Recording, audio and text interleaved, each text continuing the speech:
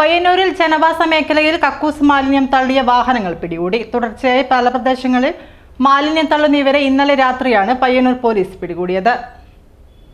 20,000-ലധികം രൂപ വാങ്ങിയാണ് ഇവർ കക്കൂസ് മാലിന്യം ടാങ്കറുകളിൽ കയറ്റി ജനവാസ കേന്ദ്രങ്ങളിലടക്കം പല സ്ഥലങ്ങളിലായി തള്ളുന്നത്. വാർഡ് കൗൺസിലർ PV സുഭാഷിന്റെ നേതൃത്വത്തിൽ 15ഓളം CCTV ക്യാമറ ദൃശ്യങ്ങൾ നഗരസഭാ ആരോഗ്യ വിഭാഗം ശേഖരിച്ച് പോലീസിന് കൈമാറുകയും തുടർന്ന് പോലീസ് നടത്തിയ അന്വേഷണത്തിലൂടെയാണ് മാലിന്യം തള്ളാനെത്തിയ വാഹനങ്ങൾ കണ്ടെത്തിയത്.